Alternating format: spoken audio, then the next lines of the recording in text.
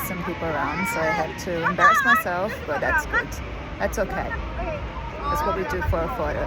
Hey everyone, welcome back to the channel. This week video, I'm going to walk through the story behind this photo here. For this composition, I combine two photos shot in completely different places. One was taken during my trip to Indonesia and the other right here in my home studio in Australia. I used Photoshop to blend them into one image, but there is a fun little story behind how it all came together. So recently I visited Bali. If you caught my last video, you already know this. And one of my stays was in a hotel near Dreamland Beach. It was a simple place, but had the most stunning view, especially at sunset. From our balcony, we could see, which I believe was a private area, with a cliff overlooking the ocean. One morning we decided to walk there and the view was incredible. So I had this idea for a photo composition.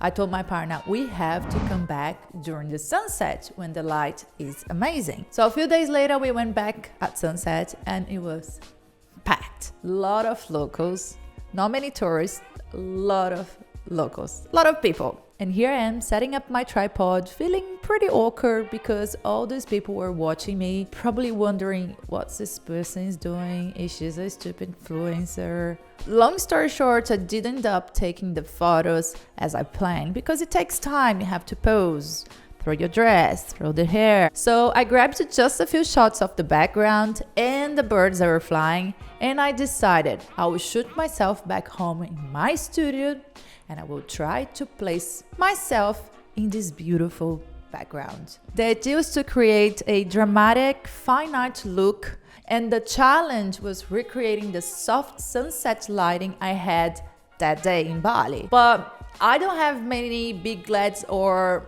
equipments that I can do that. I just set up my ring light, my AG300 and my cheap Timo light in warm tones and place in front of me. After shooting tons of photos, some with my hair and dress flying like I always do for my compositions, I finally had a few shots that I was happy with. I opened them in Photoshop and started piecing it all together. Now, let me show you how I blended the images in Photoshop and some techniques I used. Okay guys, here I am in Photoshop and that's the photo that I took at the cliff. You can see there were people here, there were definitely people here, there were people here, there were people everywhere. And here I am in front of everybody's sunset. Not fun. So you can even see I'm not in focus because I was so quick trying to take the photos and by myself. The camera was here. I started by expanding this background. I used the generative expand and I placed myself there. So the photo that I chose did some shadows. I used curves to do shadows and I applied a color lookup which I found that it was really good to match a little bit of the color of the background, so I applied on my body only. Okay, so I thought it matched a little bit with the background, and then I started to build shadows and highlights, and I did another generative expand because I wanted to expand a little bit more the background and started to paint in more shadows and highlights in my body and the background. And if you do that and you start to sort of make the shadows of the subject start to have a relationship with the background, that will help to blend those images together. And then that's the general color grading using curves that I start to do it. So as soon as you start to add presets or add colors, that's where you also start to blend more the subject and the background together. So that helps a lot too. The color grading is really important. And I decided to add some birds. Those are the birds that I took photos. So These are all my photos that I just took during the sunset, and then I just placed the birds here.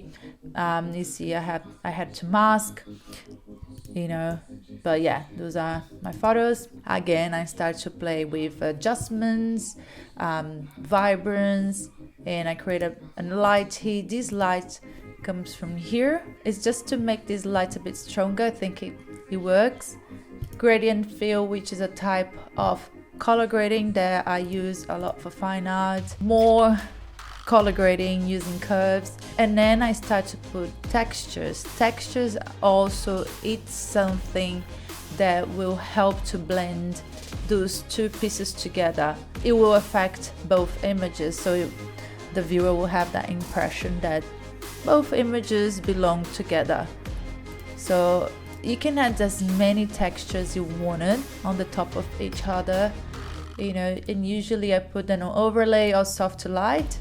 I just see what works for me. And I did a camera raw. In camera raw is where I do the fine adjustments, and then sometimes I feel that I have to distort a little bit. Let me cancel this, the image, you know, and that's where I play with optics here, and you can see I distorted this image.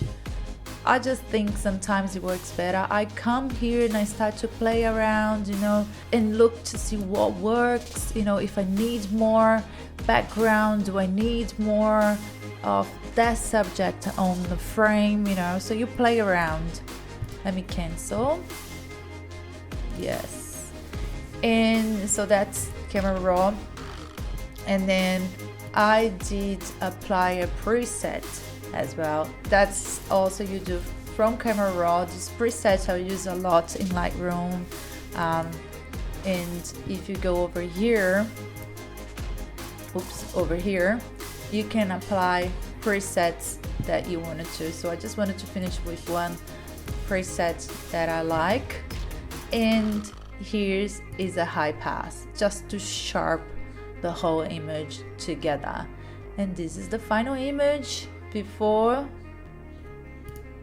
after, before and after. So if you wanted to blend two images together, here are a few things you should consider. Shoot both the subject and the background using the same focal length. In this case, I use on 24mm. Try to match the lighting between the two shots. If that's tricky, which it usually is, shoot yourself in neutral lighting.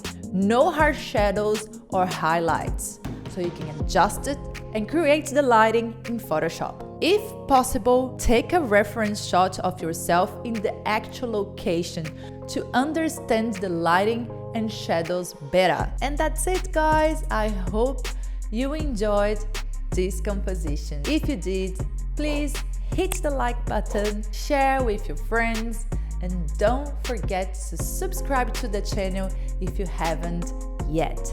I'll be back soon with more compositions and tips for you. See you next time. Goodbye.